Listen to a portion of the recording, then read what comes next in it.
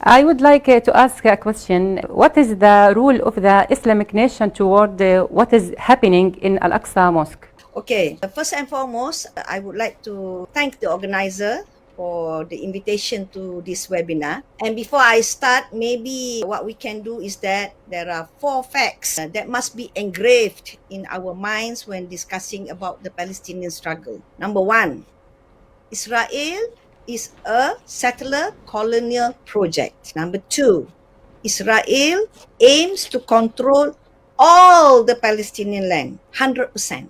If they can get 120%, they will get 120%. Number 3, Israel wants to eradicate all Palestinian from the land, from the Palestinian land. And number 4, Israel is an apartheid state. So Israel always play victim and use security as pretext in all the crimes committed in West Bank, Al-Quds, or Gaza. And the recent attacks in Jenin refugee camp, Nablus, or in Hawara were among the many crimes of the Israeli occupying forces. This year, 2023, is among the deadliest for the Palestinians in the West Bank and Al-Quds. There are about more than 150 Palestinians dead, assassinated, killed, and about 40 children killed by the Israeli gunfire. A few days ago, a settler ran over a 4-year-old Palestinian child who is now in critical situation. Settlers' crime also involved in cutting and burning of the olive trees, a major source of Palestinian family income. So all these horrendous crimes inflicted to our Palestinian brothers and sisters are with the purpose of the above. Number 1 is total control of the Palestinian land, and number 2 is to eradicate the Palestinian people. So, what can we do, the Ummah do to help? Palestinians, as we know, are very resourceful, resilient, and resistant people. They are resisting the occupation and standing firm in their land, on their land, despite all of these horrendous crimes. We, the Ummah of the world, the people upholding justice, must stand in solidarity with our brothers and sisters in Palestine.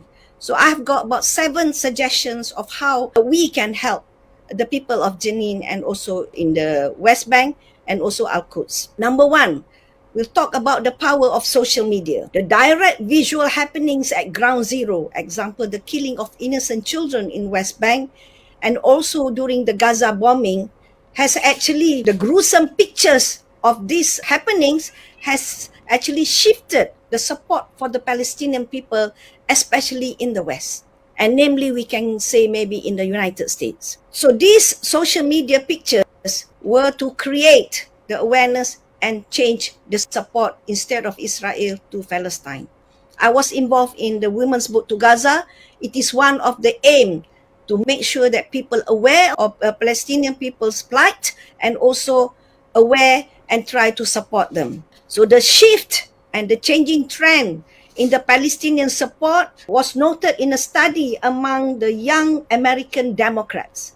So the study noted that 45% of the young American Democrat now support Palestinian. Why there is a shift? Number 1 is the power of the social media. Number 2 is about Shireen Abu Akleh, that she was actually assassinated in cold blood, in broad daylight. And up till now, there is no Israeli soldier who was taken task or being punished for this crime. And also, number 2, now that Netanyahu has become a dictator, Israel becoming anti-democratic.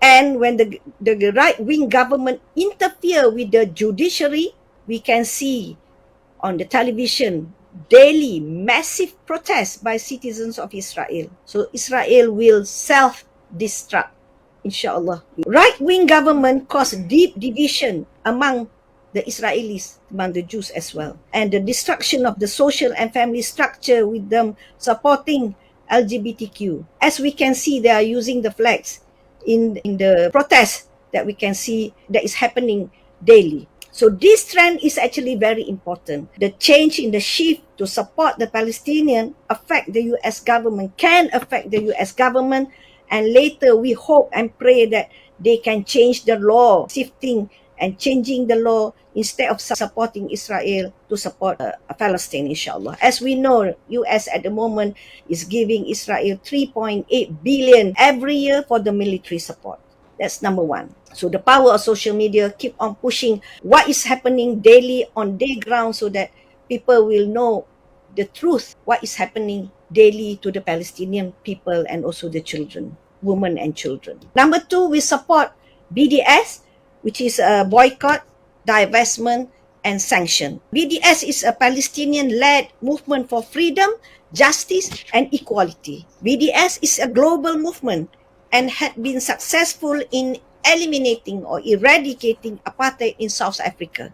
Thus, if we support BDS, we can isolate Israel in many aspects, in sports, in academia, in music, in tourism, in business, and it is hope for Palestinians to achieve justice and freedom, inshallah. We can show you some example of the successes of BDS. Majul dates is boycotted by wholesalers in market of Morocco. And recently, as of 1st June 2023, G4S decided to sell all its remaining businesses in apartheid Israel. BDS targeted G4S because of its long, violent record of human rights abuses against Palestinian prisoners in Israeli jails. Number three, after the attack in Jenin, many families were displaced. Homes and health facilities have been destroyed. So definitely financial help will actually help to support them and rebuild their lives again. My Care, Humanitarian Care Malaysia, and also Malaysian Women Coalition for Al-Quds and Palestine has actually sent some amount of money to help them with the medical needs and also with the food baskets. And recently we know that Austria has given 9 million euro to UNRWA to support the healthcare for Palestinians. United Nations must take responsibility in ensuring the well-being of the Palestinians. Many resolutions has been passed or were passed, but no actions were being taken. Example, the right of return of the Palestinian refugees. Instead, Israel continued to encroach the West Bank.